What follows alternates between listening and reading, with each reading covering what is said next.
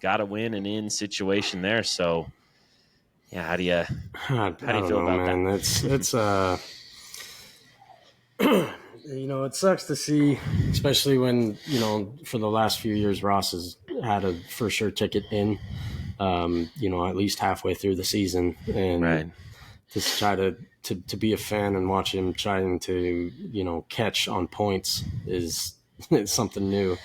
And it just sucks, you know what I mean? Because Ross is a good driver. I wish he would go back to his villain era. That's when he was actually winning races Yep. and not being the good guy and stuff like that on the track. And maybe next year, maybe this will, we'll get into it a little later, but Night of fire in him. maybe he'll ignite a fire and maybe he'll go back to his villain era. There we go.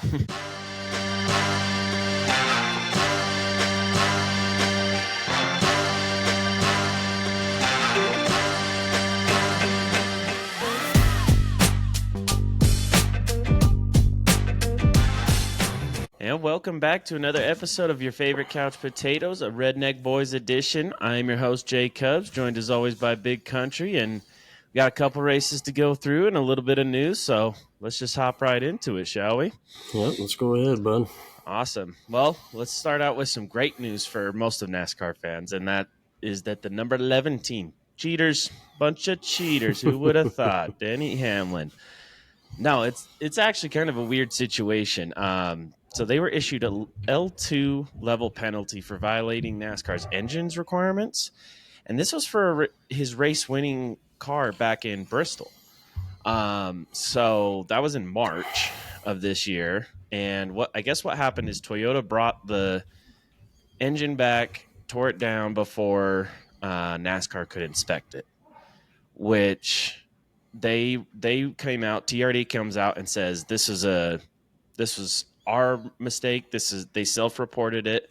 Joe Gibbs Racing and Denny Hamlin had nothing to do with this decision. It was all on us. Which I don't know is just weird to me. And then they also said with absolute certainty that the engine would have passed. Like it would have been legal. He would have still won the race, everything like that. But they end up getting assessed a loss of 75 driver points, which took him out of the running for the regular season championship, which he was very close to. And then also lost 75 owner points and then 10 playoff points. So big slap on the wrist for that 11 team for a mistake that's apparently not their fault. And I don't know how else you could, like punish Toyota in particular, but I don't want to defend any Hamlin here, but to me, it almost seems a little unfair for that kind of a thing if they had nothing to do with it. Yeah, that's, and everybody knows here that I'm one of the biggest Denny Hamlin haters that there is, and we'll get into that a little later. But I don't know, man. That's just it sucks for Denny Hamlin because, like you said, he had a chance at the regular season championship, and then how much did they win anything for that? I think just money and like recognition. They get a trophy. We'll talk about who won that later on too as well, but they kind of pose for, I don't know. It's nothing like, it doesn't help them in particular for like the playoffs or anything. It's just kind of like it's a goal a lot of teams have, and I'm sure there's monetary gains and stuff like that you get from it. Yeah, I'd say I figured, so because if there's a regular season championship, you'd want something for it, and that just kind of sucks that something that happened back in March, that you pointed NASCAR's attention to yourself. Yeah. You know what I mean? Like that's, and then screwed your driver over for no reason. Because obviously NASCAR didn't know about it, or else they would have done this back in March.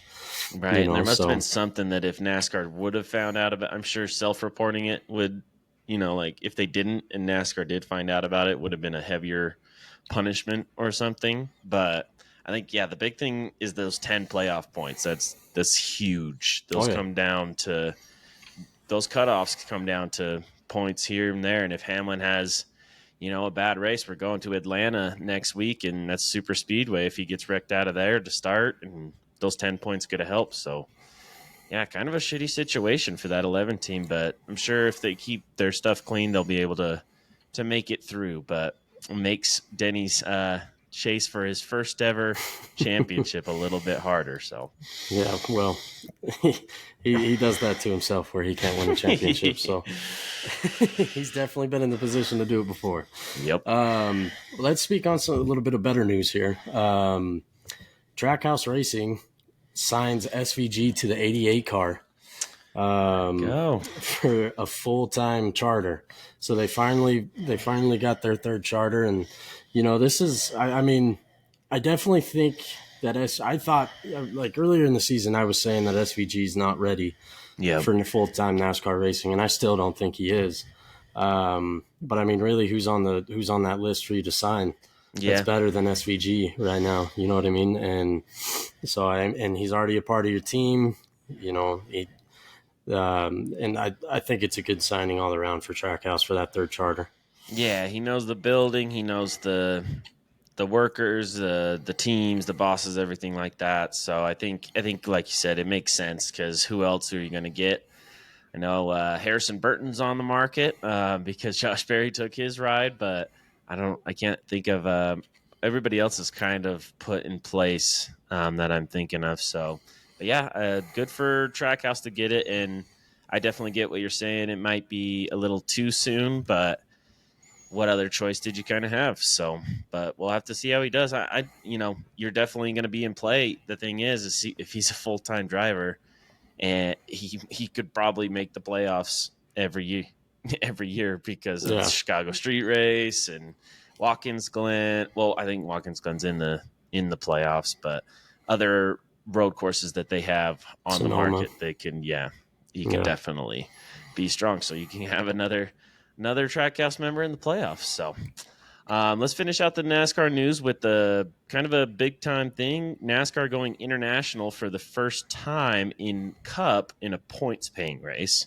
So I know that, I know Kyle Busch, he won a Xfinity race, then nationwide in Mexico City. And I think they've had some races in Canada and stuff like that. But Mexico City is going to be a first points paying race next summer. So we're going there, and we'll see. I know that they're definitely, because I think they have a Mexico racing league down there, so it's almost kind of what like the NFL is trying to do. They're trying to branch out, global out, find different audiences and fans and stuff like that. And I know Suarez has been a big kind of help for that, being Mexican born and stuff. So that's going to be cool to see, and hopefully it just helps grow the sport of NASCAR.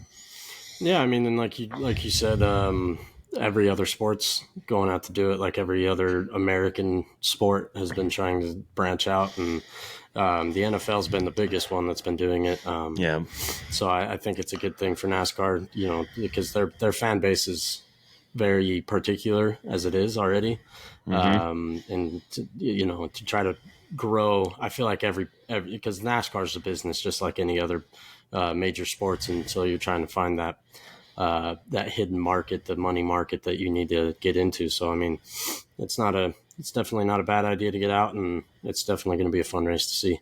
Yeah, I have to agree. We might be of the minority of NASCAR fans that are excited that this is going international, but we'll just stay out of that. We'll get into the Coke Zero 400. Man, what a race! And of course, it starts out with the same kind of thing that we always say: stage one, nothing really happens. It wasn't like it was boring. There was a lot of there. It was like the most lead changes in the first stage since 2013, which is like before they even started doing stages. So just lots of lead changes, but nothing like, no crazy moves. There was just 3-wide racing, so it was pretty good. And Josh Berry ended up winning his first stage with the stage one win. His car definitely looked strong. The Fords looked strong early on.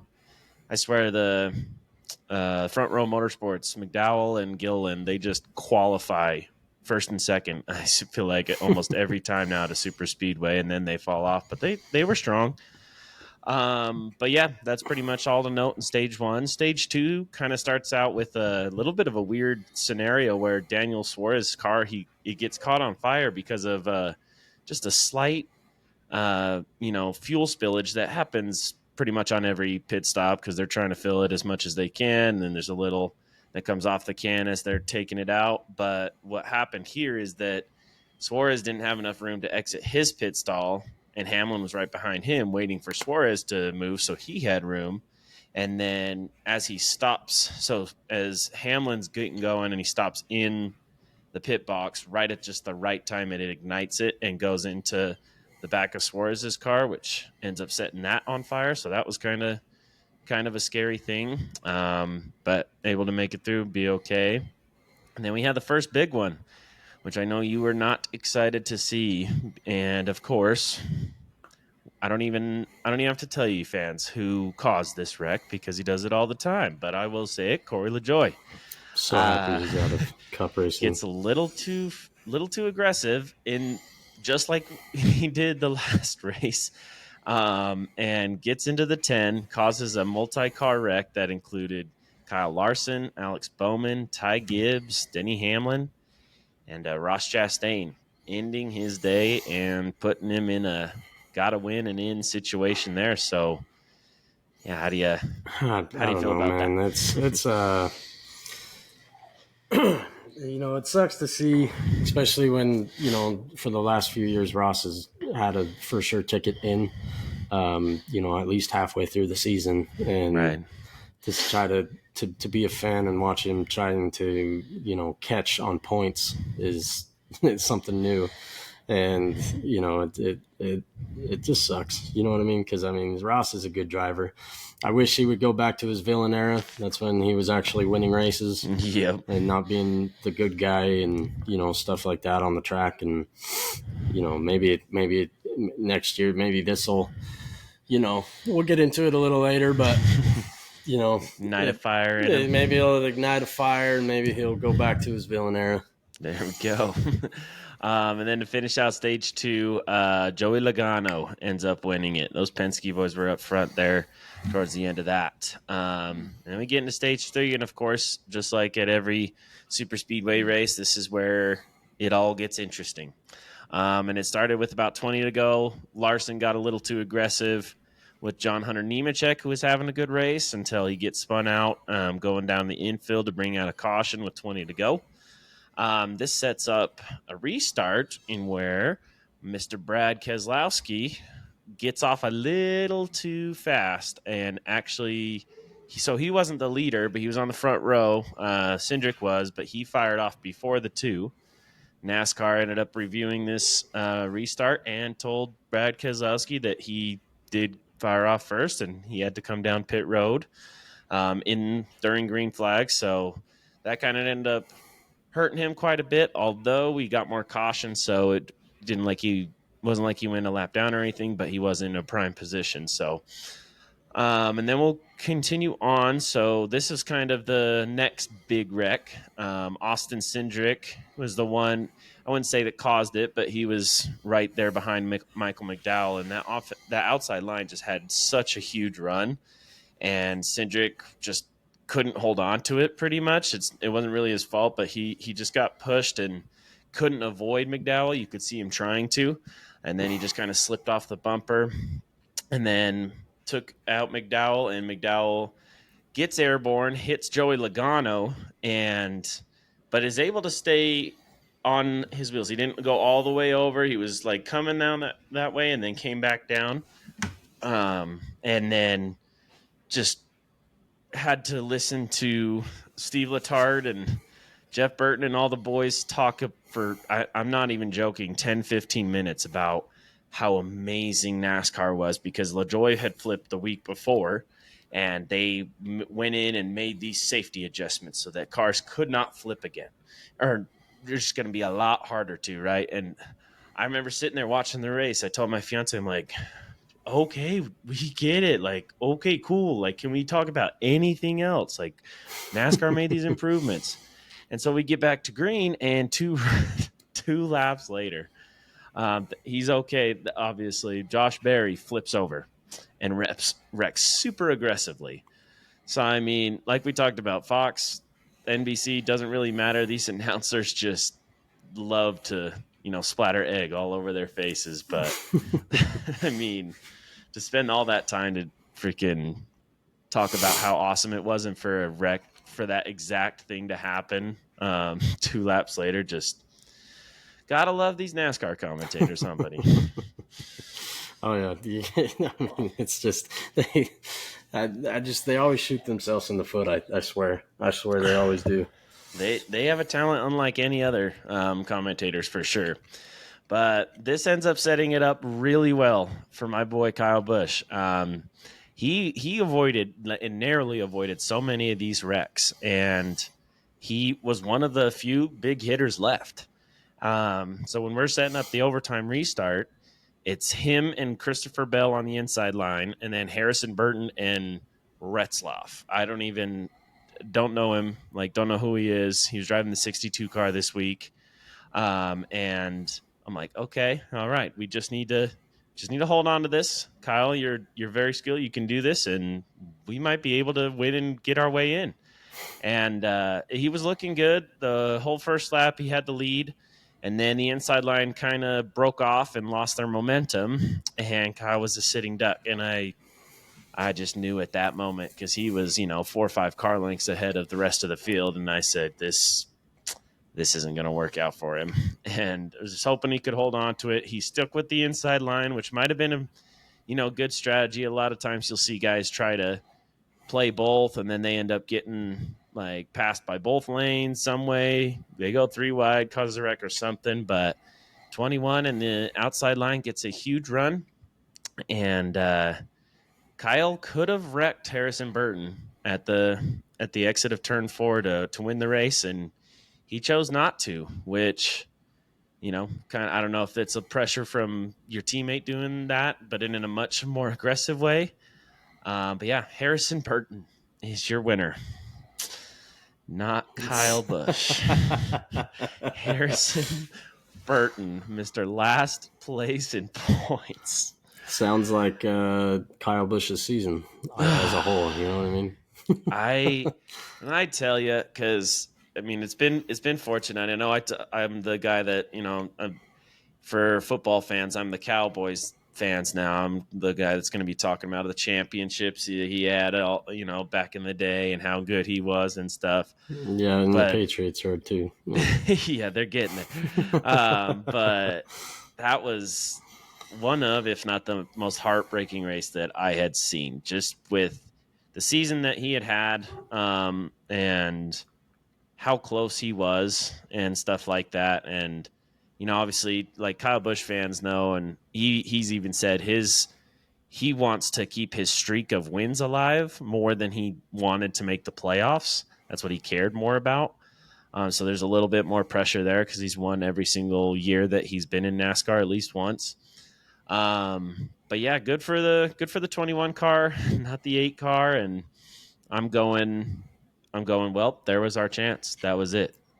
We are probably not going to, make it. So that's the Coke Zero 400. Let's get into the Southern 500, the regular season finale, where a guy you were competing with, Bubba Wallace, he actually started on the pole for this race. I remember telling you that the day before the race, and you're like, okay, great. Yeah, don't even need to watch it tomorrow or something. But then we get into stage 1, and Truex just continues on his, I don't even know, his just terrible streak. Sometimes it's terrible luck. Sometimes it's terrible driving. This time it was terrible driving, and he even admitted it. Lap 3, he goes way too hard into the corner, isn't able to hold it, loses grip, takes himself and Blaney out of the race. He even called himself an idiot on the radio, like as soon as he did it. Blaney, was fine. He was already locked in pretty comfortably for the playoffs, so didn't matter too much that for him. But Truex, who had a really good gap, ended up after this wreck below the cut line due to a tiebreaker, I believe. He was 0 points below right after that. And then other than that, Bubba Wallace had a strong start to the race until we get to green flag pit stops. in which Kyle Larson and the 5 team had a better cycle, end up taking the lead, and Kyle Larson did not look back from that. He dominated after this and wins stage 1. And then the other thing to note, Tyler Reddick. I don't know if you heard, but he was dealing with like some kind of Mm-hmm. stomach bug or something throughout the whole race. I can't imagine having to race a car at one of the most difficult tracks to race at, for 500 miles. But yeah, stage 1. You got any thoughts on that? Yeah, I mean, Tyler Reddick with his stomach issue. I mean, that's I remember the commentators even talking about it. How like what do you do as a crew chief, trying to keep your racer on the track, and how do you help him with how helpless do you feel about trying to help him, because obviously there's nothing you can do while he's in the car. Right. The only thing that they could do is when they came in for pit, just feed him a few crackers and stuff like that. They had crackers on standby, and Too bad he wasn't sponsored by Tums. I think they gave him some yeah, Tums they too gave him and Tums too. everything. Yep. That's crazy. But yeah, let's get into stage 2 then. Our favorite boy Hamlin, gets into turn 1, and it wasn't the biggest deal. Both drivers were able to make it out pretty unscathed, but put Byron into the wall. He went in a little too hard and kind of used Byron as a little safety net and Mm-hmm. sucked him into the wall and made the pass that way, which, especially you talk about all the time these days, that's not how the NASCAR drivers are racing anymore. Then everybody tries to race each other clean, which, you can talk about if you like that or not. But as far as the drivers, you got Byron's got to be pretty pissed about that. But other than that, not much going on in stage 2, except for Larson pretty much leading every single lap and just looking like he's going to run away to his 5th win of this season in this. Yeah, I mean the Hamlin thing, I didn't, you should know how to control your car. I mean, you're one of the best drivers in NASCAR. Still hasn't won a championship, but you are one of the best. You are one of the best drivers in NASCAR. You should be able to, control your car and not because I mean, you could say the same thing about Truex too. You know what I mean? Yep. Coming into, I mean, that's turn 3, and you're doing that, and then you got Hamlin coming in and doing that to Byron, which I mean, it definitely hurt Byron a lot more because he did put him up into the wall. It almost seemed like that's how he was trying to make the pass. By a little bump and run. But I mean, Byron was giving him the whole damn track to make the pass. He was right up against the ball. I mean, there's nothing else Byron could have done for sure. It wasn't like he was pinching him down or anything like that. I don't know how intentional it was. I mean, it definitely could have been a bump and run type of situation where, Hamlin really didn't need to. Right. But I don't know. They were all alone. It wasn't like the stage was coming to an end or anything. He could have waited a couple more laps, set up the pass better, whatever needed to happen. But that's the kind of things you see, guys like Corey LaJoie, Ricky Stenhouse, or the lower guys that make those kind of stupid mistakes, right? Not seasoned veterans, like you said, one of the best in the circuit right now. So well, let's get into stage 3 again, where things get interesting here. So we end up having kind of that points battle going on with the 23 and 17 at this point. And Bubba started making his way through the field, which became a theme because he had fresher tires. And at Darlington, just with how crazy that track is, how hard it is, grip runs away very fast. And he only had a few laps fresher tires, but he started making his way through the field, getting some points on Chris Buescher. And then kind of an interesting wreck happened after that with the 17. And I don't know what you think about this because I kind of watched it a few times and I'm like, for a second, I'm like, Chris Buescher just turned him and didn't give a shit. But then it also kind of looked like Todd Gilliland came up the track and put Buescher in a situation where he couldn't do anything. But yeah, the 17 ends up turning the 38 and bringing out another caution there. Did you see anything? What are your thoughts on that, Rick? What I thought about it was, I think that from the in-car camera of Buescher, it didn't look like he turned to come back down into him. It looked like he hit the wall and then kind of got the death wobble out of the wall. And that's what sent him back down. And then after he hit Gilliland, it kind of recentered his steering. Yeah. And, I don't think any of that was intentional at all. But I think Just that, kind of running out yeah, of room at yeah. Darlington, I which mean, happens quite a bit. Gilliland kind of forced him up into the wall. He hit the wall, got the death wobble, came back down. I don't think any of that was intentional at all. Yeah, I can see that. I think I probably agree with you there. It did set up kind of for some interesting strategy because we get, cars coming down, cars staying out. And one of those cars that came down and pitted was Kyle Busch. And and it was just 3 laps after the last caution. And he just started blowing through the field, making his way up. And I just remember, oh my gosh, he's passing another guy. He's in the top 5. Wow, look at the pace he's going. If this goes green, like he could catch the leaders and run them down. And then Carson Hocevar brings out a caution with 30 laps to go. And then your boy, Ross Chastain, stays out, which I'm like, why would you do that? But also in the position he was in It's the was, only chance he had. what else can you do, right? You're so far back. And he ended up he actually kind of ran well. He got the lead from Mm-hmm. Larson. Larson was kind of starting slow though in those restarts. I feel like he got Yeah, beat quite a bit. He he got, I wouldn't say he got beat out because it took like a lap or two for him to get the lead. He would get the lead, but on that restart, like Ross just kind of took off. It seemed like, and he played that restart real Yeah, well. but there was a few of those. There was a few of those where it just seemed like Larson was holding back, to take the position a few laps later, or even Mm-hmm. a lap later. Because I think he went. I mean, it was him and I think Denny Hamlin. I can't remember what stage it was in, but on one of those restarts, they came out neck and neck, and then Larson ended up beating him out before the after turn 4. Yeah, But it seemed like Larson was kind of really slow off the restarts. yeah, definitely. And then, so what's set up for kind of the pass that everybody's talking about? And it was real impressive. Chase Briscoe, he got a huge momentum, and he made an insane pass past Chastain and Larson for the lead, and then just took off from there.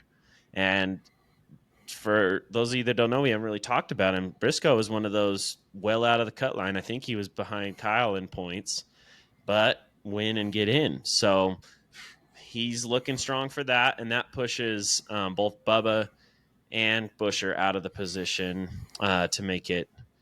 And then we have a multi-car crash after that. So this was Josh Berry just being stupid.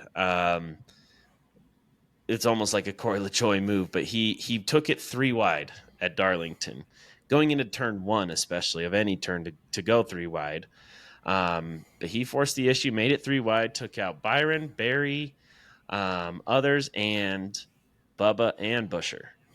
They both end up in this wreck. Busher kind of got out unscathed. Not unscathed, but like manageable, not too crazy a damage. Bubba definitely, he had some significant. He was able to keep it running, but very barely.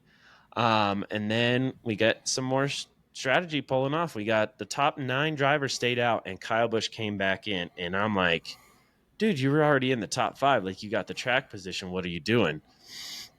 Nah, I was dead wrong because you could see it. Briscoe ends up getting the lead off of this, so he beats Larson off of this restart. But then you could see that bright yellow, not one of my favorite cars, the Morgan and Morgan car, but you can see that bright neon yellow car just Flying. busted his way through the field. I mean, he was killing it. And when he passed like Larson, Bell, and stuff, I'm like, I think he's going to catch him. And so this sets up 2 weeks in a row, man. 2 weeks in a row where this guy's had the worst season that I've ever witnessed. And watching this guy for 20 years. And he's running Briscoe down. And what ends up happening is a thing that we talked about a lot this season. Mr. Aero blocking rears his fun head. And it's nobody's fault. It's just what you can do. And so you got to sit there and you got to try to guess who's going to run what line. Now, Kyle was really good at, I think it was especially turns 3 and 4, where he would enter low, go high, and then cut back down and use that kind of momentum going through turn 4 to really make up some time. And that's what he ended up doing a lot. And then Briscoe just ended up, playing the chess game a little bit better and blocked one of those lines and just kind of killed his momentum, because I think he got to within like 2/10 with like 7, 8 laps to go. And then once Briscoe did that, he was back to 6/10. And kind of at that point, I'm like, might be over. And Kyle kind of makes his way back. But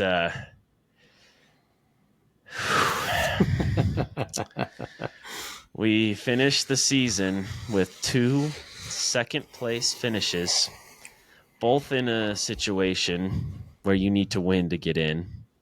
And like you gave me a little shit for last time, because I read through the top five, and Kyle Busch got that 3 straight top fives to end the season, with 2 of those being second places. But Chase Briscoe is your winner. So Chase Briscoe, Harrison Burton, Austin Cindric, Daniel Suarez, Alex Bowman, those are playoff drivers. Yep. And guys like Kyle Busch and Ross Chastain are not. Mm-hmm. Yeah, I don't know, man. It's a shitty way to end the season. Like I was saying, I was going to talk about this, but it's just, it sucks to see, because both of these drivers have been pretty good, especially over these last few years, and then obviously Kyle Busch over a couple of decades. And you can finally see the drop off kind of with Kyle Busch, starting to go downhill in his career. And then Ross, this is just one year that he misses the playoffs, but he has a whole personality switch this season, which just screwed him over. And the two normal playoff drivers that you would always see in the playoffs just come up a little short. And, it's just, it sucks to see, especially with the drivers that made it. These guys that had zero, like, were nowhere near becoming playoff drivers, just winning races to get in, and then knocking out the guys that are usually there. Well, and you kind of wonder. I mean, I feel like I kind of like how they set it up, and the new style with the playoff grid and stuff. And it was an anti Jimmy Johnson rule, in my opinion, because Jimmy would run just so strong and so consistently all season that when it came down to the championship race, he already had it pretty much. But yeah, I mean, like, because that's the thing. I know that, like, I'm not saying Kyle Busch would make it even to the round of 8 or, the championship 4, but you got guys like, if you switched out Harrison Burton and Austin Cindric for Ross Chastain and Kyle Busch, I feel like you're going to have a lot more interesting playoffs, and you might even see those 2 guys, running a lot better than the other 2 guys, and so it's like, at this point, you kind of like, I'm feeling like, I wish it wasn't that way. And that, because a lot of these guys, I know that Kyle Busch was probably ahead of, I know Burton and Cindric on points, probably ahead of Suarez too. So maybe he makes it on points if it's not for the winning system, but I can't be too mad about it. I think it's a fun way to do it for sure, but it does kind of suck at this point, because, like, it's Well, it just a makes it crappy season interesting. overall. It It has to makes it make it, interesting. it has to make it interesting. And These it makes guys the that end of are, the regular season more interesting. And so I definitely get that. And it's just kind of, the scenario where I'm like, gosh, like, your driver didn't make it. And, exactly. But man, Kyle seems to be less upset about it than I am. That Kyle Busch being, because he kept posting like, "Oh, we're so close! Like, what a great effort from this 8 team." And meanwhile, I'm sitting here like, about to freaking bust out in tears. I'm just like, I can't even talk.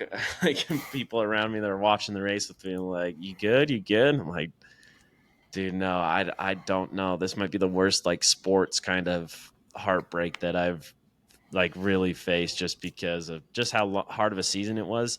And then, if you were to get 30th, 25th in these races, wrecked out at Daytona, didn't, like, it wouldn't have been as big of a deal to me. I feel like just being so close, 2 second place finishes. But like I said, hopefully you can continue that streak to have at least one win. Like you said, a couple decades of dominance, and hopefully you can keep that streak. I know it's really important to him, and hell, if you got 3 top 5s in a row, all at, different styles of tracks, then you're showing some strength and just turning around the season a little bit too late. So it's all we can kind of hope for at this point.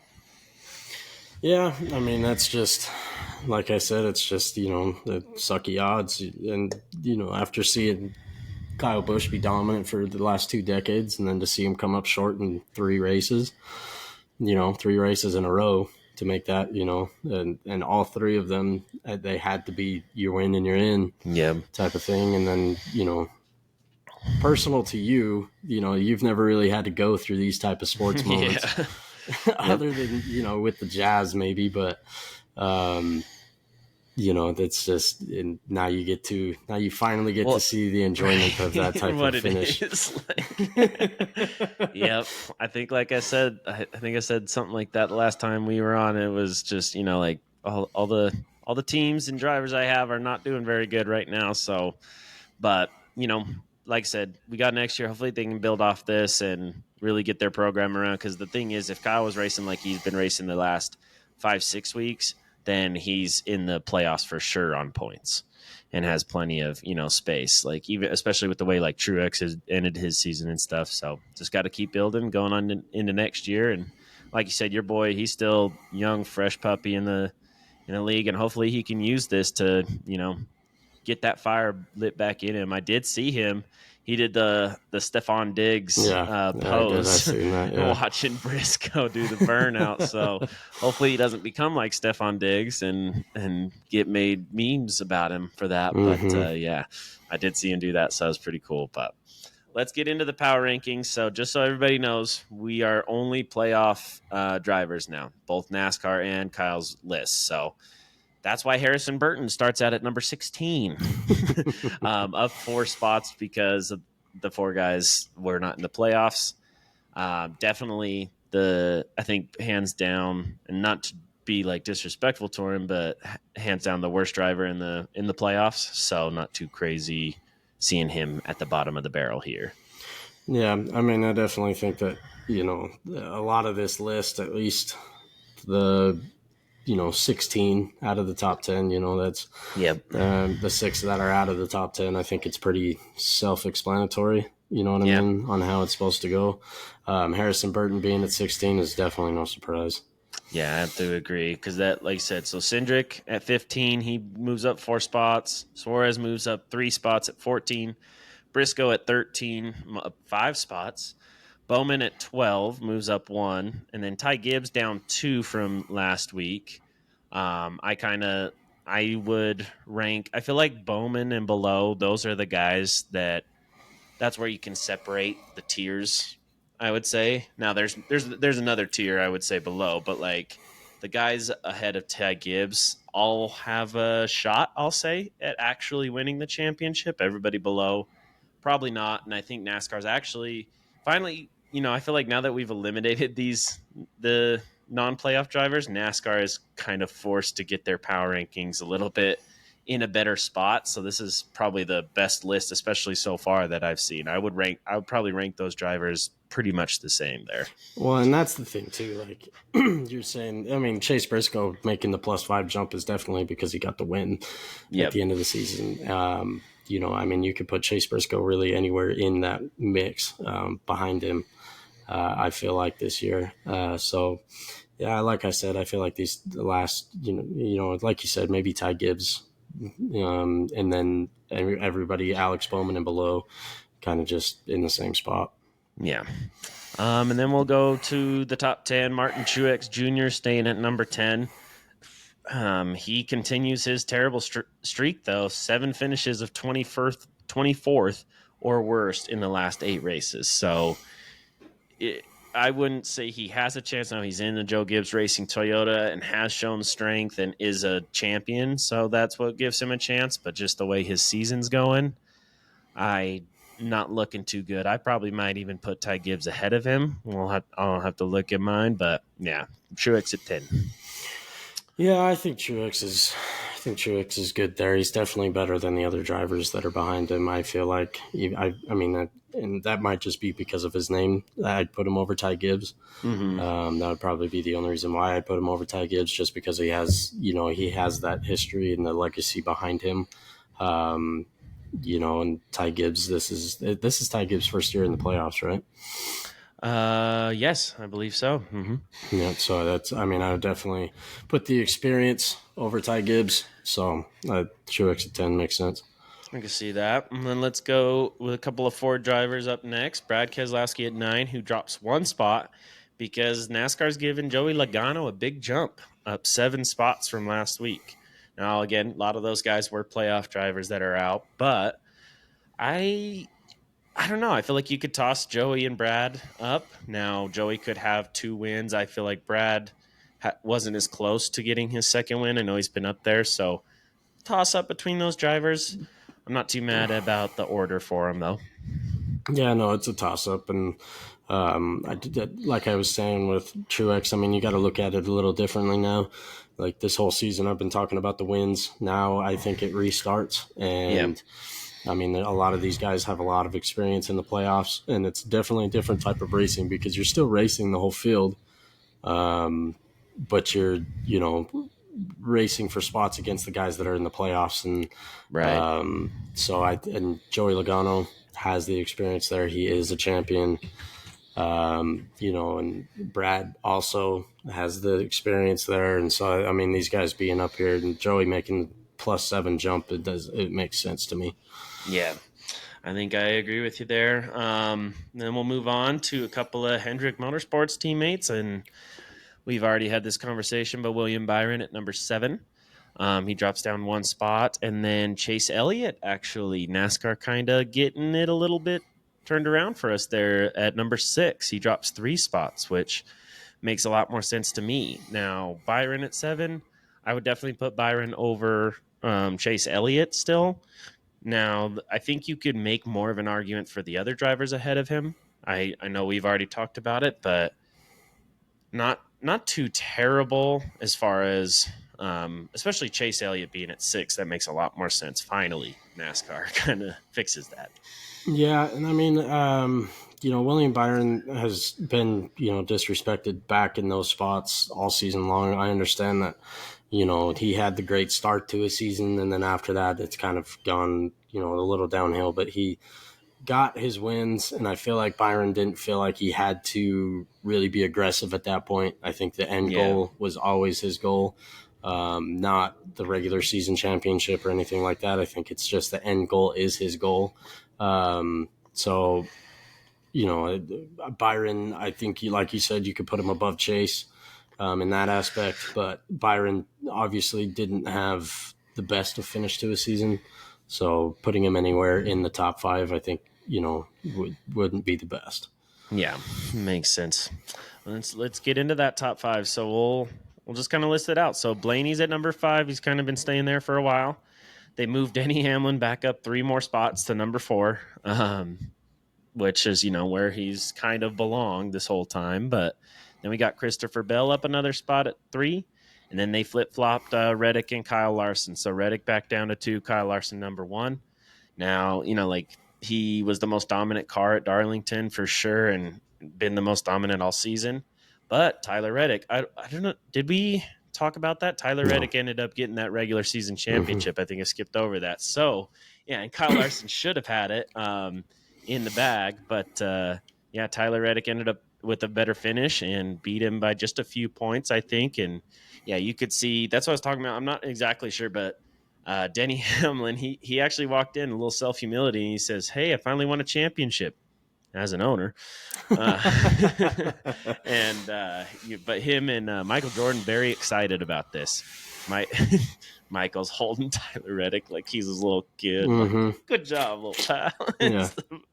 But yeah, so they were very excited about that. But so anyways, getting back to the top 5. So Kyle Larson of 1, Reddick 2, Bell 3, Hamlin 4, Blaney 5. Yeah, and I think this, I would say that this end of the season list kind of makes sense. 1 through 5, Tyler Reddick is the in-season champion, but Larson has been the dominant car all season long, and we've been saying that all season long. there really hasn't been a challenger to how dominant Larson has been. Maybe you could say Hamlin, but I really think That yeah, that's not yeah, consistently, right? yeah, and and Larson. I mean, you never see a race without Larson really in the top five Yep. at some point in the race, and so that's why I think that he deserves to be in that number one spot. Everybody else behind him, I would, you could really flip Bell or Reddick. They were both dominant towards the end of the season. Denny Hamlin, like I said, has been dominant all season, not as consistent as Larson. So, I mean, at this end of season, I feel like this top five can really just stay how it is. Yeah. Pretty much. I know I flipped it up just a little bit getting into mine. So my number 1 and 2 are the same. I'm gonna put Hamlin above Bell. Keep him there. I think that especially once we get into the playoffs, I think we'll see a lot more of a sense of urgency from that 11 team. Now that 20 team's right there, so it's pretty flip flop. You can put them either there.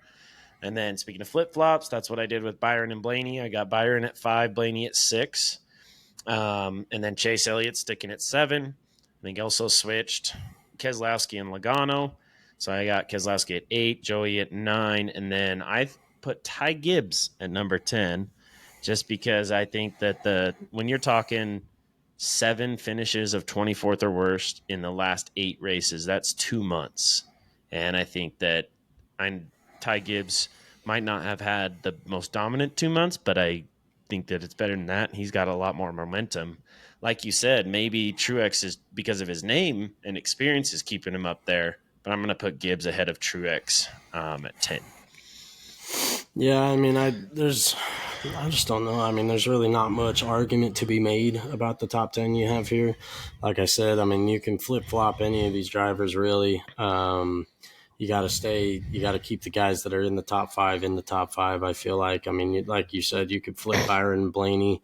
Byron deserves to be in the top five, but Blaney's also been really good Yeah. and deserves to be in that top five as well. But I could see your argument with Ty Gibbs, but I definitely think when you start talking playoff rankings and power rankings, Truex definitely has the more experience there. So I might keep Truex at 10 over Ty Gibbs just because Truex has the experience there. Yeah. That'd be pretty much it. Yep. And like I said, so that's kind of that. I definitely makes sense. I'm going with more in the now. You're looking more for the future. I feel like, which makes sense. And then like again in the now, I'll say Bowman. I'm going to have at 12, Suarez at 13, Briscoe at 14, Cindric 15, Burton's 16. Not really much. Like I said, those drivers, they're all of them are pretty much because of their one win they got in. And if it wasn't for that, we'd have a very different playoff field. But I feel like overall, that's kind of how they've gone. Again, we could talk about flip flops, but yeah, like I think you said it. This is probably the best that we've agreed with NASCAR's power rankings. The closest we've been on a lot of drivers. A lot of them are just switched like one position. So yeah, Yeah. I mean, it's not. There's nothing much really to change. I feel like NASCAR's done a pretty good job this time. Like I said, with just the playoff drivers and how they have made the playoffs, and how their seasons kind of went. I feel like they did a pretty good job on the playoff rankings. yeah, I'd have to agree. And speaking of playoffs, your boys set up their own brackets on NASCAR.com, and if you guys want to do this, it's real easy. You just gotta put in your email, find the playoff grid challenge on NASCAR.com, and make your own. But we went ahead and made our own, and haven't talked to each other about it. So let's see how similar, how different it is. I'll go ahead with mine, and I feel like a lot of these top drivers, like we said, are probably ones that we would expect in the round of 12. Now, Larson, Bell, Reddick, Byron, Blaney, Hamlin, Chase Elliott, Ty Gibbs, Truex. I'm going to put Joey Logano in there, Brad Keselowski in there. And then it was really those 11 I'm feeling pretty confident about. I'm going to go with Chase Briscoe with my 12th spot. I feel like he can use that momentum. I think he's a little more skilled than these other drivers. I think there's a reason that, he's getting put in that 19 car.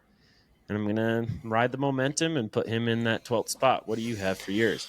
Yeah, I mean, I've got a lot of the same. I got Larson, Bell, Reddick, Byron, Blaney, Hamlin, Elliott, Logano, Gibbs, Truex. And then the last two were the ones that were kind of tricky for me. I threw Keselowski in there just Mm-hmm. off of, the experience that he has with the playoffs, And then for my last spot, it was really just a toss up between any of these guys, I feel Yeah. like. Yep. But I went ahead and went with Alex Bowman. I could see that. That was the other. That was the other guy I was like debating. I'm Mm-hmm. surprised you didn't go with your Trackhouse Yeah, teammate yeah, there, yeah, but yeah, yeah. I definitely Let's get be it. realistic here. Right, right. I gotta respect that. I think the round of 12, that's like the least exciting cutoff of the playoffs. I think once we get into the next round, the round of 8, that's when our list might be a little bit different. So excited to see how that rolls up and how this first round of the playoffs goes. Like we said, we got Atlanta for the first race of the playoffs, and then we got Watkins Glen, which we know guys like Tyler Reddick, Bell, going to be really strong at. So we'll have to see how that goes, and then finish off the round of 16 with Bristol, baby. So let's fucking go. Thank you, Wesley, for joining me, and thank you all for joining us on the couch. Make sure to check us out. We'll keep you updated on Instagram, YouTube Shorts, and TikTok, and then episodes are going to drop race day morning, on YouTube and Spotify. So thanks for joining us on the couch yet again, and we'll see you next time.